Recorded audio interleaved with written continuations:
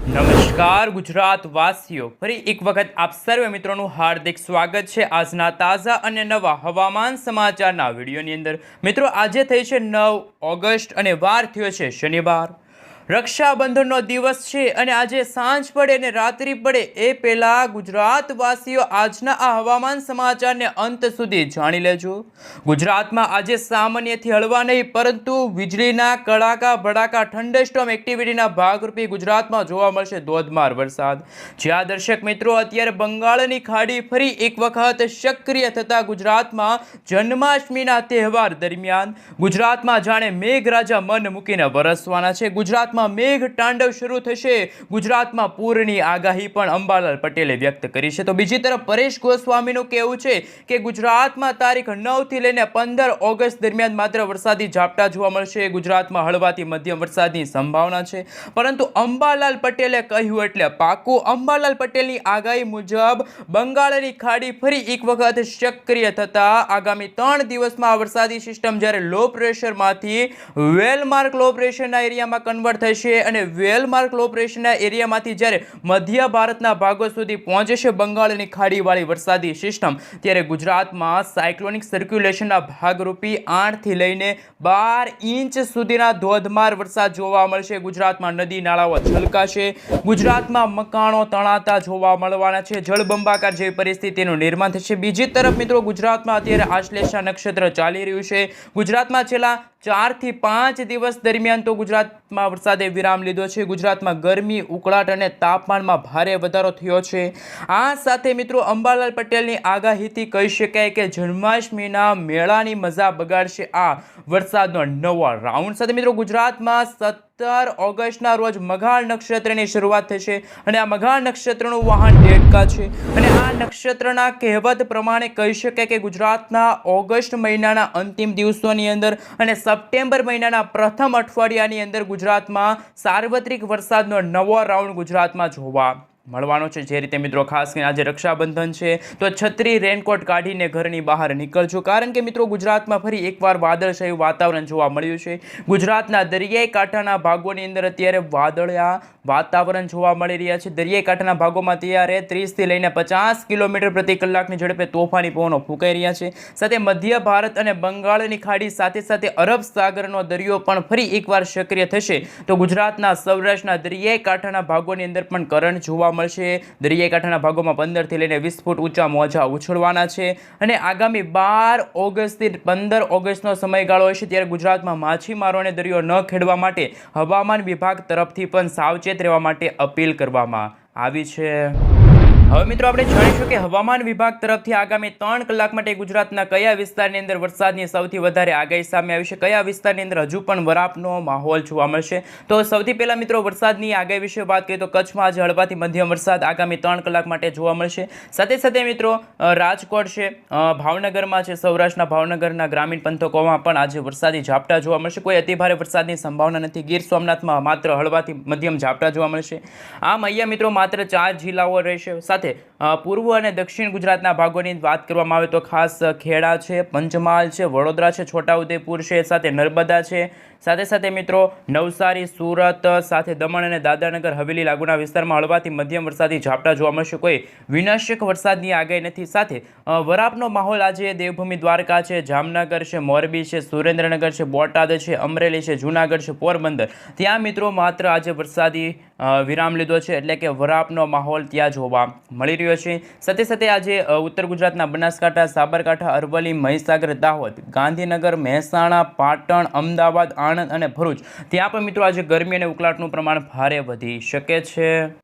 હવે મિત્રો, આપણે જાણીશું કે હવામાન વિભાગ તરફથી અત્યારે જે સેટેલાઇટ પિક્ચર રજૂ થયું છે ગુજરાત તરફ, કઈ રીતે બંગાળની ખાડીની વરસાદી સિસ્ટમ આગળ વધશે। અત્યારે ગુજરાતનું વાતાવરણ બિલકુલ ચોખ્ખું છે। ગુજરાતમાં કહી શકાય કે 16 ઓગસ્ટના રોજ જ્યારે જન્માષ્ટમીનો તહેવાર હશે, જન્માષ્ટમીના તહેવાર નિમિત્તે ગુજરાતમાં ફરી એકવાર ભારેથી ભારે વરસાદ જોવા મળશે, પરંતુ અત્યારે ગુજરાતમાં વરસાદે વિરામ લીધો છે। જ્યારે આ બંગાળની ખાડી વધુ સક્રિય બનશે અને જે ઉત્તર અને પશ્ચિમ દિશા તરફ આગળ વધશે તો ગુજરાતમાં ખરેખર વાવાઝોડા સાથે વરસાદની આગાહી સામે આવશે। ગુજરાતમાં નદી નાળાઓ છલકાશે, ખેતરોમાં કૂવા અને બોર પણ છલકાઈ જશે તેવા હવામાન સમાચાર છે। અત્યારે ઉત્તર ભારતના ભાગોની અંદર સાયક્લોનિક સર્ક્યુલેશનવાળી વરસાદી સિસ્ટમ છે। જો આ વરસાદી સિસ્ટમ યુટર્ન લેશે અને ગુજરાત નજીક આવશે તો ગુજરાત ગુજરાતમાં પણ આગામી 3 થી 4 કલાક દરમિયાન કહી શકાય કે અમુક વિસ્તારોની અંદર 1 થી લઈને 1.5 ઇંચ સુધીના વરસાદ જોવા મળશે, તો અમુક વિસ્તારોમાં વરસાદી ઝાપટા છે એ જોવા મળે તેવા બ્રેકિંગ હવામાન સમાચાર છે. આમ ગુજરાતમાં મિત્રો આગામી લાંબા ગાળાની આગાહી વિશે વાત કરીએ તો હજુ કોઈ વરસાદી સિસ્ટમ સક્રિય નથી. અરબ સાગરવાળી વરસાદી સિસ્ટમ અત્યારે નિષ્ક્રિય છે, પરંતુ બંગાળની ખાડીવાળી વરસાદી સિસ્ટમ સક્રિય થતાં અરબ સાગરના દરિયાની અંદર નવી સિસ્ટમ સક્રિય થશે, જેના કારણે મિત્રો આ બંને વરસાદી સિસ્ટમ એકસાથે આવવાથી ગુજરાતમાં ઓગસ્ટ અને સપ્ટેમ્બર મહિના જે આ બે ચોમાસાના ખાસ મહિનાઓ છે, આ 2 મહિનાની અંદર ગુજરાતમાં ફરી એકવાર ભારેથી ભારે વરસાદ છે એ ભૂકા બોલાવશે.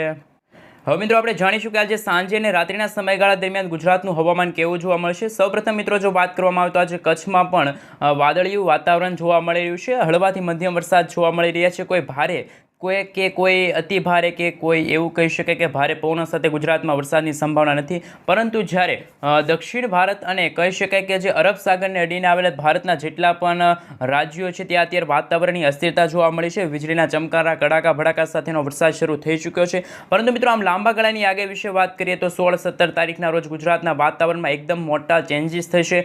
અરબ સાગરનો દરિયો પણ ગાંડોતૂર થશે અને દરિયાઈ કાંઠાના ભાગોની અંદર કરંટ જોવા મળશે. તો બીજી તરફ વાત કરીએ તો બંગાળની ખાડીવાળી વરસાદી સિસ્ટમ જ્યારે મધ્ય ભારતના ભાગો સુધી, જેમાં હૈદરાબાદ આજુબાજુના વિસ્તારો સુધી આગળ વધશે, તો ખાસ મિત્રો આ વરસાદી સિસ્ટમ સતત પશ્ચિમ દિશા તરફ આગળ વધવાના કારણે ગુજરાતના રીઝનના ભાગો, જેમાં ઉત્તર ગુજરાત છે, મધ્ય ગુજરાત છે, સૌરાષ્ટ્રના દરિયાઈ કાંઠાના ભાગો છે, ત્યાં મિત્રો મેઘ તાંડવ શરૂ થવાનું છે. જળબંબાકાર જેવી પરિસ્થિતિનું નિર્માણ થવાનું છે.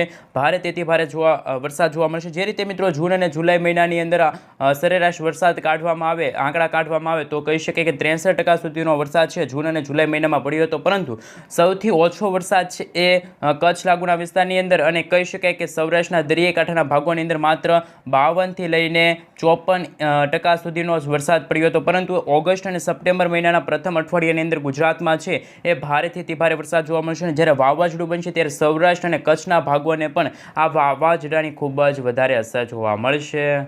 હવે મિત્રો આપણે જાણીશું કે હવામાન વિભાગ તરફથી સમગ્ર ગુજરાત રાજ્યનો નકશો જાહેર થયો છે અને ગુજરાતમાં કયા વિસ્તારની અંદર કેટલા ઇંચ સુધીનો વરસાદ જોવા મળશે, તો કયા વિસ્તારોની અંદર આજે હળવાથી મધ્યમ વરસાદ, તો કયા વિસ્તારોની અંદર આજે વરાપત છે એ નીકળી ગઈ છે.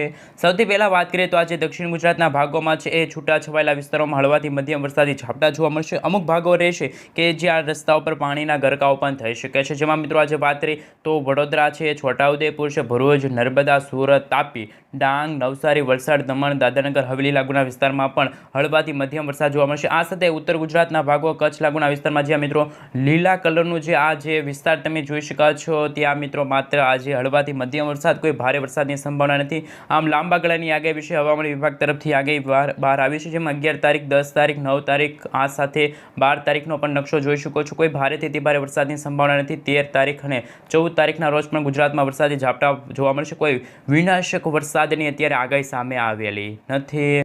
હવે મિત્રો આપણે GFS મોડલના આધારે જાણકારી મેળવીશું કે ગુજરાત સાથે ભારતનું હવામાન આગામી દિવસો માટે કેવું રહેવાનું છે.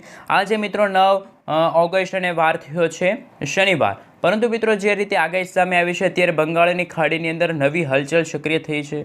જેમ જેમ મિત્રો સમયગાળો પસાર થશે, એટલે કે 10, 11 અને 12 તારીખનો જે સમયગાળો આવશે ત્યારે બંગાળની ખાડીવાળી વરસાદી સિસ્ટમ વધુ થોડી સક્રિય બનશે. જે રીતે તમે જોઈ શકો છો કે ઉત્તર ભારતનો ભાગ અને પૂર્વ ભારતના ભાગ, આ બંને વિસ્તારોની અંદર મિત્રો અત્યારે આ વરસાદી સિસ્ટમ છે ત્રાહિમામ દર્શાવતી જોવા મળે છે. આ વરસાદી સિસ્ટમ જો યુટર્ન લેશે અને મધ્ય ભારત સુધી પહોંચી જશે અને મધ્ય ભારતથી એ વરસાદી સિસ્ટમ જો ગુજરાત નજીક આવશે તો ગુજરાતમાં જે વરસાદે બ્રેક માર્યો છે તો ગુજરાતને વેગ મળશે. ગુજરાતમાં ભારેથી ભારે વરસાદ જોવા મળશે. સાથે બંગાળની ખાડીની અંદર અત્યારે વરસાદી સિસ્ટમ લો પ્રેશરમાંથી જ્યારે તે ડીપ ડિપ્રેશનની અંદર અને ડીપ ડિપ્રેશનમાંથી જ્યારે વેલમાર્ક લો પ્રેશરની અંદર કન્વર્ટ થશે અને જ્યારે તે લો પ્રેશરમાંથી વેલમાર્ક લો પ્રેશરમાંથી જ્યારે સાયક્લોનિક સર્ક્યુલેશનના ભાગરૂપે આગળ વધશે તો ગુજરાતમાં ખરેખર વાવાઝોડા સાથે વરસાદના ત્રાહિમામના દ્રશ્યો સામે આવશે. 14 તારીખના રોજ બંગાળની ખાડી સતત સક્રિય થવાના કારણે ગુજરાતના વાતાવરણમાં પણ ભેજનું પ્રમાણ ઘટ્યું, ગુજરાતમાં ગરમી અને ઉકળાટનું પ્રમાણ ઘટ્યું અને જેના કારણે મિત્રો ગુજરાત તરફ વાવાઝોડું છે આવી રહ્યું છે. આમ એક સાથે 3 વરસાદી સિસ્ટમ સક્રિય થશે. એક ઉત્તર ગુજરાત, મધ્ય